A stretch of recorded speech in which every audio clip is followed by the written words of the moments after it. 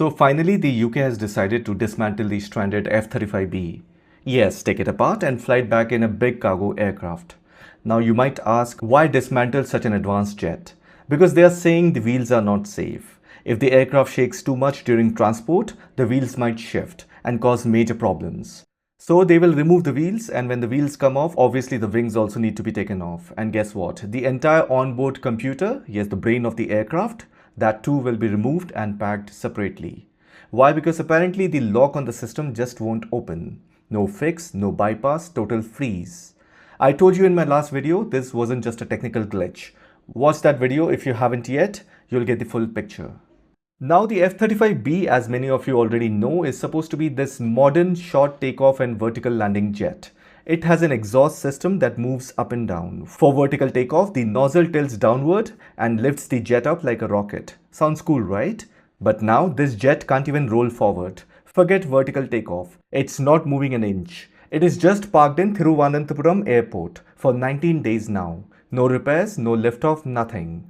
But hold on, let's take a step back. What's the bigger story here? This isn't just about one fighter jet getting stuck.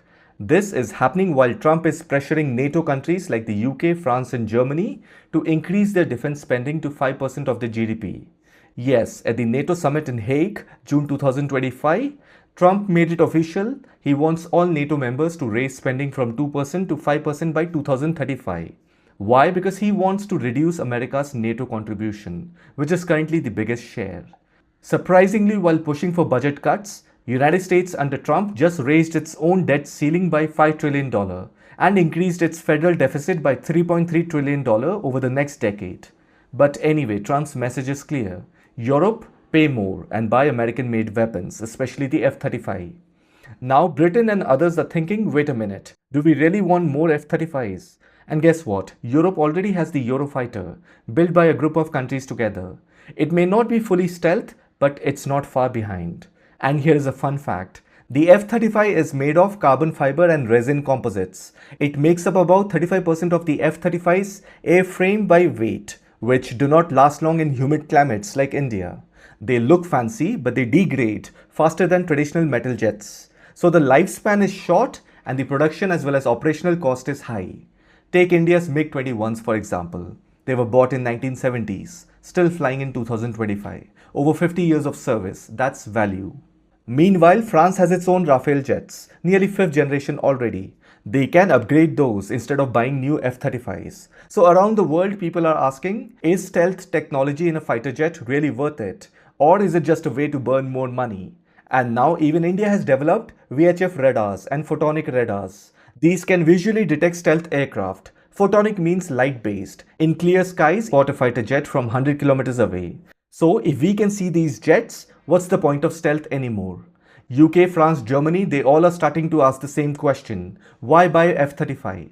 And here's where it gets interesting. The F-35B in Thiruvananthapuram is stuck for nearly 3 weeks now. Can't be repaired, can't fly out. Now they will take it apart and ship it home. Don't you think the UK has strong, valid excuse to say to the US, we don't want F-35s anymore? They can bargain for F-22, but the US will not sell it. But they can at least try. And here's where India comes in. If UK can argue its point or takes a strong decision and backs out from purchasing more F-35s, then India can also say, look, even NATO allies are dropping the F-35. Even we don't need it. This makes India's position easier to defend. On the other hand, Russia is offering India the Su-57, a 5th generation jet with full technology transfer. India already has a production facility for Sukhoi, where so far 220 Su-35 MKIs were built. So who wants to buy an F-35 that is so expensive to fly and maintain when you can get a better deal with more customization? This one F-35 incident has probably damaged American defense credibility to a great extent. At the same time, India's reputation is rising in terms of advanced integrated defense network. Systems like IACCS, Akash Tir, has shown the world that even India has done significant technological, organizational and strategic advancement in air defense network. So this is not just about one jet landing in Kerala and refusing to take off. This is a geopolitical movement, a message from India, perhaps from Europe as well, to the United States. We are not buying blind anymore. I hope you found this video informative. I'll see you in the next one.